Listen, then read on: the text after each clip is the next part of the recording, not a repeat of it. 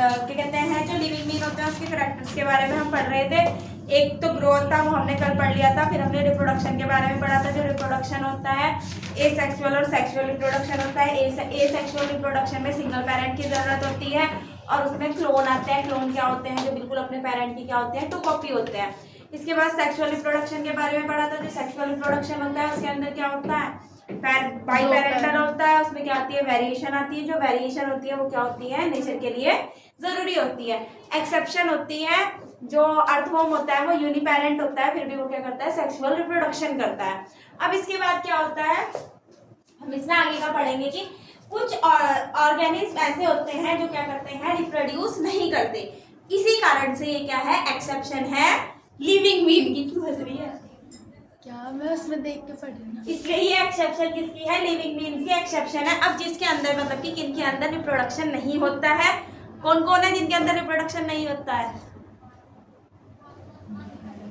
जो honey bee होती है। हनी बी के अंदर क्या होते हैं, मोल्स और वर्कर बीज होती हैं। वर्कर बीज होती हैं, जो वर्कर बीज होती है वो क्या करती हैं, खाली बेचारी शहद को इधर से उधर ले जाने का काम करती है। उसमें क्वीन बी होती है जो फर्टिलाइजेशन करती है। अब इसके बाद क्या होते हैं, कुछ ह्यूमंस भी ऐसे होते हैं जो क्या होते हैं, इनफर्टाइल कपल होते हैं, मतलब कि वो रिप्रोड्यूस नहीं कर पाते। इसलिए क्या है, जो रिप्रोडक्शन है वो लिविंग बीन की क्या है, एक्सेप्शन है। मोस्टली सबके जितने भी लिविंग बीन होते हैं उसमें क्या है, रिप्रोडक्शन होता है। पर कुछ ऐसे हैं जिसमें रिप्रोडक्शन क्या होता है, हमें देखने को नहीं मिलता, इसलिए वो क्या है, उसकी एक्सेप्शन है। इसके बाद क्या है नेक्स्ट, जो रिप्रोडक्शन होता है are not a definite feature of living being. वो मैंने आपको बता दिया कि डेफिनेट फीचर लिविंग बीन का क्यों नहीं है। और इसके बाद जो हमारा नेक्स्ट है, तीसरा है जो लिविंग बीन का फीचर है, वो क्या है, सेलुलर ऑर्गेनाइजेशन है। जो ये सेलुलर ऑर्गेनाइजेशन होता है, ये क्या होता है, डेफिनेट फीचर होता है लिविंग बीन का। क्योंकि इसके अंदर क्या होते हैं, जितने भी लिविंग बीन होते हैं सब में क्या होगा, सेलुलर ऑर्गेनाइजेशन हमें देखने को मिलेगा। और जो नॉन लिविंग होते हैं उसमें क्या होगा, ये अब्सेंट होगा, मतलब कि उनके अंदर ये देखने को नहीं मिलेगा। अब ये डेफिनेट फीचर होता है किसका, लिविंग बीन का। अब जो सेलुलर ऑर्गेनाइजेशन होता है इसमें क्या होता है, यूनिसेलुलर ऑर्गेनिज्म आते हैं और एक मल्टीसेलुलर ऑर्गेनिज्म आते हैं। सेम पुराना ही है। जो यूनिसेलुलर ऑर्गेनिज्म होंगे उसमें क्या होगा, जो सिंगल सेल वाले होते हैं मोस्टली। अब इसके अंदर जो मेंबर ऑफ, हमारे को पता है कि 5 किंगडम होता है। मोनेरा होता है, प्रोटिस्टा होता है, फंजाई होता है, प्लांटी होता है और एनिमेलिया होता है।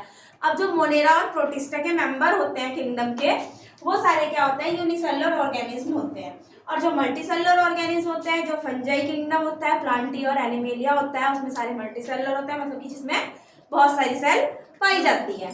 तो ये दोनों मैंने क्या कर दिए, बता दिए। अब इसके बाद जो हमारा फोर्थ है वो क्या है, मेटाबॉलिज्म है।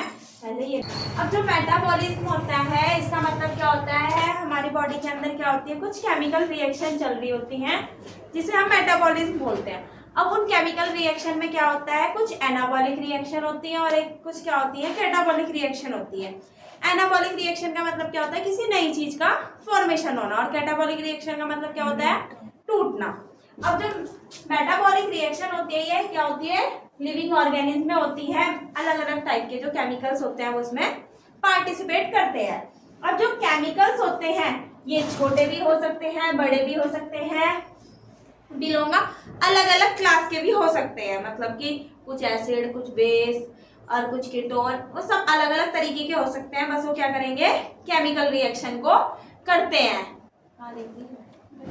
जिनका साइज और फंक्शन क्या होते हैं, अलग अलग होते हैं। जो मेटाबॉलिक रिएक्शन होती है वो लिविंग बीन्स में होती है और वो क्या हो सकते हैं, अलग अलग भी हो सकते हैं। उनकी क्लास केमिकल्स अलग अलग हो सकते हैं, उनकी शेप और साइज भी क्या हो सकते हैं, अलग अलग हो सकते हैं।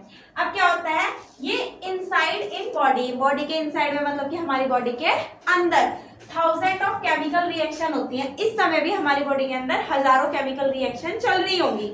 अब जो वो केमिकल रिएक्शन होती है उसे क्या कहा जाता है, मेटाबॉलिक रिएक्शन कहा जाता है, जो साइमल्टेनियसली चल ही रही है। चाहे मैंने खाना खाया या नहीं खाया, मेरी बॉडी के अंदर कुछ रिएक्शन ऐसी हैं जो साइमल्टेनियसली चली रही है। दिमाग के फंक्शन अलग हैं और दिल के फंक्शन अलग है। वो सारी प्रोसेस क्या हो रही है, कुछ जुड़ना, कुछ टूटना, सब कुछ पहले से ही चल रहा है। ठीक है।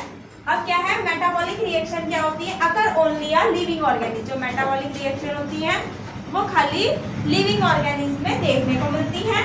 From prokaryotic to eukaryotic.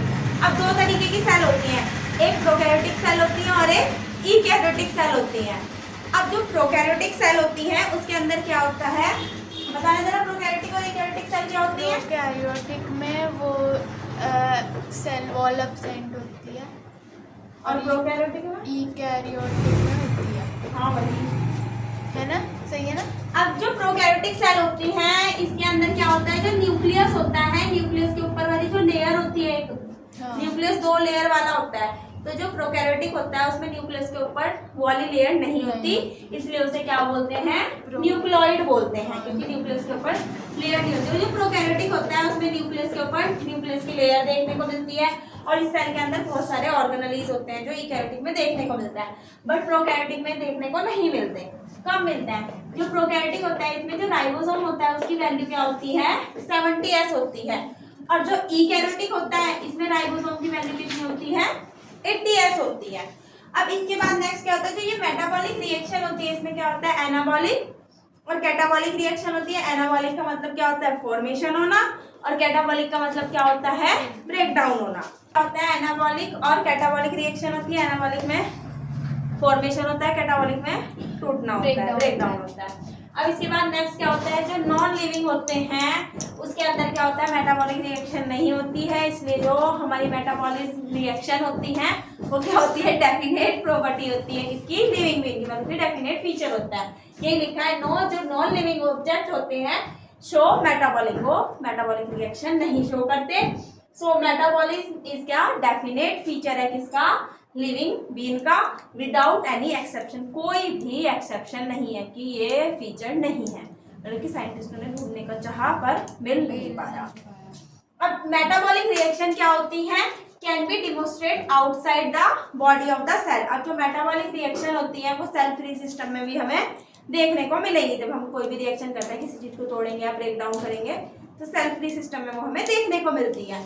अब जो इन आइसोलेटेड मेटाबॉलिक रिएक्शन, जो आइसोलेटेड मेटाबॉलिक रिएक्शन होती है ये क्या होती है, आउटसाइड द बॉडी, बॉडी के आउटसाइड होती है। नहीं है कि यहीं पे रिएक्शन कर दी, टेस्ट ट्यूब में या फिर पेट्री डिश में, किसी ना किसी चीज में वो रिएक्शन करनी पड़ेगी। 2 केमिकल को डालेंगे तो तीसरी नई चीज बनेगी, मैग्नीशियम की ऑक्सीजन से रिएक्शन करेंगे तो मैग्नीशियम ऑक्साइड बन रहा है। इस तरीके से जो आइसोलेटेड मेटाबॉलिक रिएक्शन होती है ये क्या होती है, विट्रो होती है, are not be are living things, वो लिविंग थिंग्स नहीं होती है, बस मेटाबॉलिक रिएक्शन हमें देखने को मिलती है। श्योरली लिविंग रिएक्शन लिविंग होती है, पर वो क्या हम पर समझ में आया, जो आइसोलेटेड मेटाबॉलिक रिएक्शन होती है vitro are not living being, वो लिविंग बीइंग नहीं होती, पर श्योरली लिविंग रिएक्शन, लिविंग नहीं है पर वो जो रिएक्शन हो रही है वो क्या हो रही है, लिविंग रिएक्शन हो रही है। ठीक है, जो मेटाबॉलिक रिएक्शन है उसके अंदर जो काम हो रहा है, वो जो हो रही है वो नॉन लिविंग है, बट जो रिएक्शन हो रही है वो लिविंग है। बहुत इंपॉर्टेंट चीज है वो, इसलिए वो लिखी हुई है, नॉट लिविंग भी है और लिविंग भी। कॉन्शियसनेस है, what is the meaning of consciousness? घबराहट होना शायद। कॉन्शियसनेस का मतलब कॉन्शियसनेस जैसे कुछ भी, मतलब कि कुछ भी, अगर बात सही है, घबराहट भी, कोई भी अगर हम चीज देखेंगे चाहे अच्छी हो चाहे बुरी हो, हम उसके ऊपर वो करेंगे ना, रिएक्ट, तो वो क्या है, कॉन्शियसनेस है। जो कॉन्शियसनेस होती है मोस्ट क्या है, सही तो पढ़ रही, ऑब्वियस है, ऑब्वियस एंड कॉम्प्लिकेटेड फीचर है लिविंग ऑर्गेनिज्म का। कॉम्प्लिकेटेड फीचर का मतलब इसलिए है क्योंकि जब हम कोई भी रिएक्शन देखते हैं, मतलब कुछ भी देखते हैं, तो जो हमारा रिएक्ट होता है वो सामने वाले को थोड़ा ही पता है कैसा होगा, तो कॉम्प्लिकेटेड है ना। किसी को किसी एक चीज पे हंसी भी आ सकती है, सेम दूसरे वाला उस चीज पे डर भी सकता है, तो उसे क्या बोलते हैं, कॉम्प्लिकेटेड। अब क्या है, जो एबिलिटी होती है सेंस करने की, हमारे आसपास का जो सराउंडिंग है उसको सेंस हम 5 सेंस ऑर्गन से करते हैं। क्या हुए sense organ, eyes, nose, ear, skin, 5 बार आ गया, लिप, क्या बोल दिया था, लिप कब से होने लगे, अरे स्किन में आ गए ना। ठीक है, अब ये जो सेंस होते हैं हम अपने आसपास की सराउंडिंग से या फिर इन्वायरमेंट का जो भी रिस्पॉन्स होता है उसे क्या बोलते हैं हम, एक्सटर्नल स्टिमुलाई बोलते हैं। एक्सटर्नल स्टिमुलाई का मतलब क्या है, जो बाहर से रिस्पॉन्स दे रहा है, और इंटरनल क्या है, जो हमारे अंदर से आएगा। इसके बाद क्या होता है, कोजा अब इसके कारण फिजिकल, केमिकल और बायोलॉजिकल हर तरीके के हमें चेंज देखने को मिलते हैं। जितने भी ऑर्गेनिज्म होते हैं, चाहे उसमें प्रोकैरियोटिक को ले लो चाहे उसमें ईकैरियोटिक को ले लो, कैन बी सेंस देयर, जो उनके आसपास का एनवायरनमेंट है वो उसको सेंस करके क्या करते हैं, कंडीशन में रिएक्ट करते हैं। चाहे प्रोकैरियोटिक हो चाहे ईकैरियोटिक हो, अपने आसपास के सराउंडिंग से वो सेंस करेगा और रिएक्ट जरूर करेगा। अब क्या होता है, जो फोटोपीरियोडिज्म होता है, फोटो पीरियड होते हैं, effect the reproduction in plant and animal. अब ये फोटो पीरियोडिज्म क्या होता है, इसका फोटो पीरियड क्या होता है। अब क्या होते हैं, जो एनिमल होते हैं वो सीजनल ब्रीडर होते हैं। कोई बरसात की सीजन में ही ब्रीड करेगा, रेनी सीजन में, कोई समर में या कोई विंटर में। अब इसी तरीके से जो प्लांट होते हैं उनके भी जो फ्लावरिंग, जैसे कि आम का जो वो आता है फूल, वो आएगा, फल तो भी आएंगे आम के, चल गए मतलब आने लगे गर्मियों के सीजन में। तो वो जो चीजें होती हैं वो क्या होती है, उनका जो रिप्रोडक्शन होता है वो क्या फोटो पीरियड पे डिपेंड है, कोई सर्दी में, कोई गर्मी में और कोई बरसात में। जो प्लांट होते हैं response to be the external factor पे क्या करते हैं, वो रिस्पॉन्स करते हैं, light, temperature, water, pollutant and organism सब पे। इसके बाद क्या है, जो प्रोसेस होती है effect to be the animal, seasonal breeder क्या करते हैं, जो ये प्रोसेस होती है कॉन्शियसनेस की, वो क्या करती है, उसे इफेक्ट करती है। जो नॉन लिविंग होते हैं वो तो परफॉर्म ही नहीं करेंगे क्योंकि वो सेंस ही नहीं कर सकते।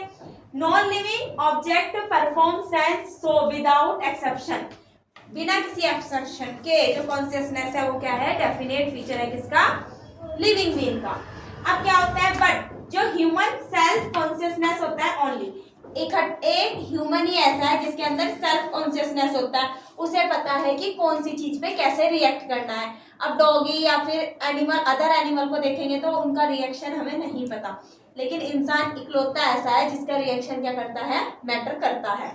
तो जो ह्यूमन बीइंग का एक मेन फीचर क्या होता है, लिविंग बीइंग का कॉन्शियसनेस होता है, जिसमें जो ह्यूमन में सेल्फ कॉन्शियसनेस आता है कि अपने आप किस तरीके से वो रिएक्ट करेगा। और ये क्या होते हैं, मॉलिक्यूल कंपोनेंट होते हैं जिसमें जेनेटिक मटेरियल आता है, हमारे पास प्रेजेंट और फ्यूचर पे वो डिपेंड करता है। अब इसके बाद हम क्या पढ़ेंगे, टैक्सोनॉमी पढ़ेंगे।